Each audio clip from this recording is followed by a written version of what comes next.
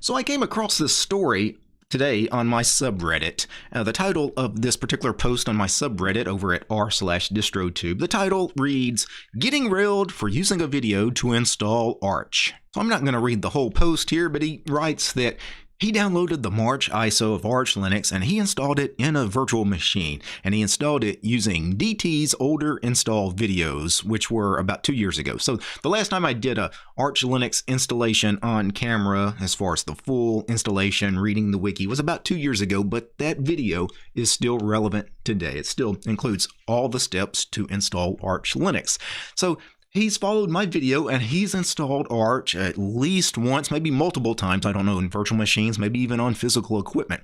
And he was over on the Arch Linux subreddit over at r/ArchLinux, and someone, I guess, was asking about how to install Arch Linux, as far as, he didn't want to just use the wiki, and the guy suggested, hey, go watch DT's videos, the DT Arch Linux installation video, just follow that, you'll be fine.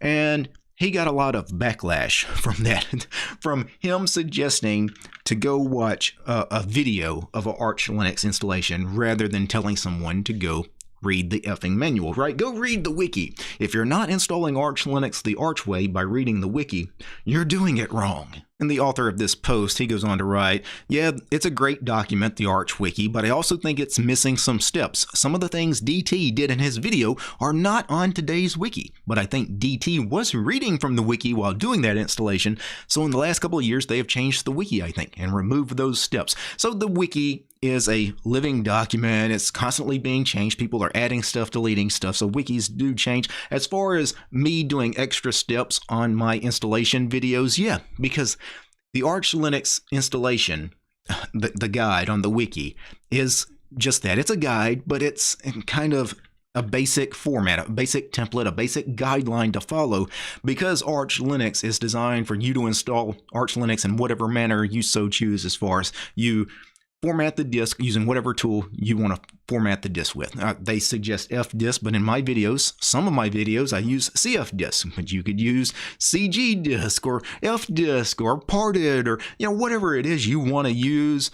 Again, the wiki reads one thing, but that doesn't mean there's not 10 other ways you could also accomplish the same thing. So that's why in some of my videos I do different things than what's in the wiki, because they're using tools I'm not familiar with, or they're suggesting tools to use that I'm not familiar with. So I use the tools that I'm familiar with, and sometimes I add extra steps that I think are important. Like, I know, like the networking issue. So many people have problems, especially with Wi-Fi if you're installing on laptops. And a lot of times I cover things, extra steps that are not really mentioned in the Arch installation wiki, such as going ahead and installing Network Manager, because that really does kind of solve all of your networking problems, just installing that package. The author of this post, he goes on to write, seriously, I'm getting a little perturbed with the fellows over at r/ArchLinux for dumping on content creators like DT and others who provide a valuable service to the Arch Linux community.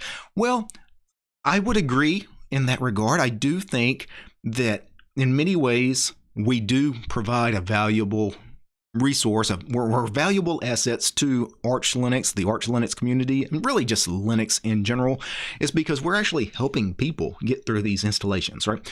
How many people do you think have probably installed Arch Linux by following along some of my videos? Hundreds, thousands, maybe tens of thousands, I don't know. A lot of people have installed Arch Linux following along with my video. Is that a good thing? Is that a bad thing? Honestly, it's not necessarily a black and white kind of issue. I can understand why the Arch Linux guys have problems with people following guides that are not official guides, as far as it's not from their website. It's not instructions that they control, right? The wiki is theirs.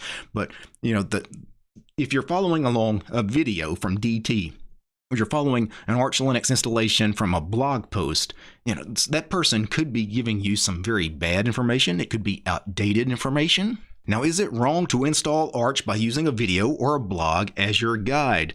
Well, for me, I would say no, it's not wrong, as long as you understand the commands. The one thing I will stress, if you do not understand the commands that are being posted in that blog that you're reading, or if you don't understand the commands that DT is entering on his video, on his Arch installation video, that's a problem. If you don't understand every single command, you should go read the wiki, right? My video is to help speed up the process a little bit so you don't have to read as much, but I'm hoping you at least know what these commands do, right? So when I do the fdisk commands to partition the drive, you should know what those commands actually do. When I do the make file system command to make my file system, you should know what it does. Or when I install grub and then make the grub config, it's really important that you understand what that does. And the reason is sometimes you have to come back and do these steps again. Sometimes Linux installations, especially rolling release distributions like Arch Linux, sometimes they break. For example, grub is a package that sometimes will break, and you will have to go back and reinstall grub and remake the grub config just exactly the way you did in the original Arch Linux installation, assuming you did it the Arch way. If you've never run through an Arch Linux installation, you never entered those commands yourself and actually knew what those commands meant, then if you ever have to enter them down the road to fix a broken grub, for example, you're not going to know what to do. So I'm all for people following my videos to install Arch Linux, or following articles and blogs to install Arch Linux, as long as you know the commands.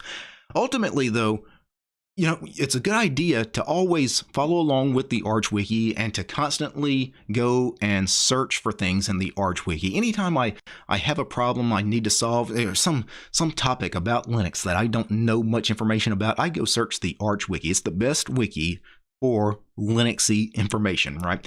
And Arch Linux, the whole distribution Arch Linux, is really designed to teach you.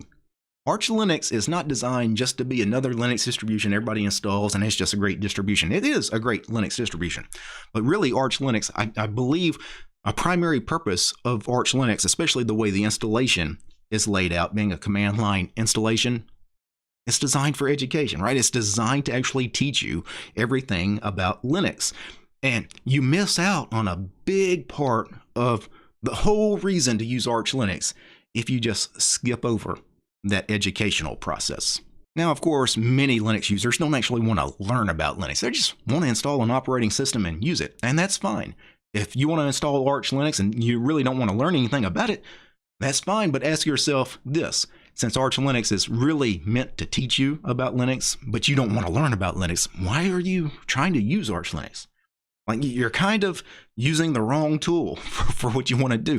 Why not install something like Manjaro or Arco or Garuda or Endeavor?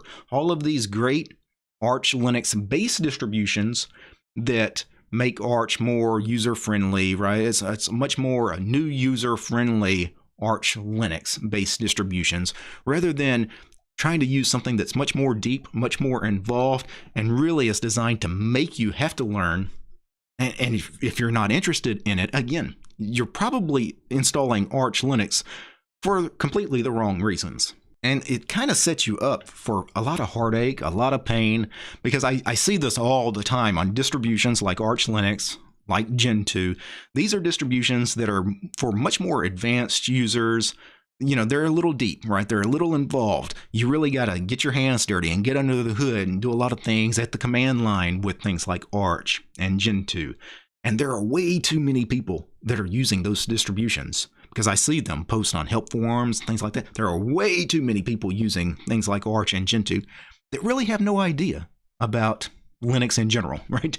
Because some of these people just followed a guide. They followed a video, DT installing Arch or DT installing Gentoo. They just enter the same commands, and at the end of the day, yeah, they're running Arch, they're running Gentoo, but they really don't know how to maintain it. They really don't know how to use it after the installation, because the installation really is not the hard part about distributions like Arch or Gentoo. It's actually using it from that point forward. It's maintaining it, right? Because things will break. How you fix them, and you're gonna be way behind the learning curve if you skipped over, especially that installation guide for distributions like Arch, for distributions like Gentoo. Now, that being said, I have noticed that Arch Linux, their community, they've kind of softened their stance a little bit on the whole idea of Arch should only be installed using the command line installation process, reading the Arch wiki, because now Arch Linux even has a easy installer. They have a guided installer called Arch Install, all one word, And it's pretty much like a standard Linux installation, like a ncurses installer or whatever, where you just, go through a menu system or whatever, you choose some things and boom, you're done. So even Arch now offers a way for people to quickly install Arch without having to go through the Arch wiki and, learning how to partition the drives and all of that. Ultimately, I wouldn't let people on the internet, whether it be people in the Arch Linux subreddit or on Discord or IRC or wherever, people on the internet are just going to act nasty sometimes. And, why do some of these people in like the Arch forums, Arch subreddit, why do they clown on people for installing Arch the wrong way? Well, a lot of these people are just internet trolls. You find internet trolls everywhere on the internet. Arch Linux is no different, right? There's going to be some people that just hang out on these forums and these subreddits that just want to degrade other people. And, you installing Arch, I guess, the wrong way gives them an excuse to be mean and nasty to you, right? And they do that because for whatever reason, their lives are kind of messed up in some way. They really kind of hate their own lives and they want to make other people feel miserable to maybe help prop themselves up in some way. There's a lot of damaged people out there in the world. This is not an Arch Linux problem, right? That's just the nature of society in general. And of course, that's the nature of the internet. So don't let those kinds of people color Arch Linux, the community, the wrong way, right? They're giving Arch Linux a really bad rep that I don't think it deserves. And of course, in every community, you've got your gatekeepers. Some of these people that give you the RTFM and you didn't install Arch the right way, they're just gatekeepers because they installed Arch the Arch way back in the day, and they want to maintain their little special club. And if other people can install Arch in some other ways, maybe some easier ways, then it doesn't seem like they're as special. They're not as elite, right? And that is a problem for some people. But again, you have gatekeepers in every community. All in all, though, I don't think this is an issue. However you want to install Arch Linux, whether it be following the wiki, following one of my videos, following somebody's blog post, you make your own choices in that. The only thing I would say is if you're doing Arch the command line way, absolutely make sure you understand every command you entered during the installation. You should never enter a command at the command line if you don't know what that command does, because potentially somebody could be posting something on the internet as an Arch Linux installation guide, but it's really damaging your machine, or it's installing some kind of malware. You never know, right? You never know. So make sure you understand each and every command. Other than that, I don't care how you get Arch Linux installed. As long as you get it installed and you're happy, go with it. Now, before I go, I want to thank a few special people. I want to thank the producers of this episode: Gabe, James, Maxim, my homies Too Bald, Matt, Mimit, Mitchell, Paul, Royal, Wes, Armor Dragon, Bash Potato, Chuck, Commander Ringery, George, Lee, Methos, Nate, Urian, Paul, Peace Orchard, Door, Polytech, Realities for Less, Red Prophet, Roland, Tools, Deviler, William, Zenobit. These guys, they're my highest tiered patrons over on Patreon. Without these guys, this little rant about installing Arch Linux the Arch way, it wouldn't have been possible. The show's also brought to you by each and every one of these fine ladies and gentlemen. All these names you're seeing on the screen right now, these are all my supporters over on Patreon. I don't have any corporate sponsors. I'm sponsored by you guys, the community. If you like my work and want to see more videos about Linux and free and open source software, subscribe to DistroTube over on Patreon. All right, guys. Peace.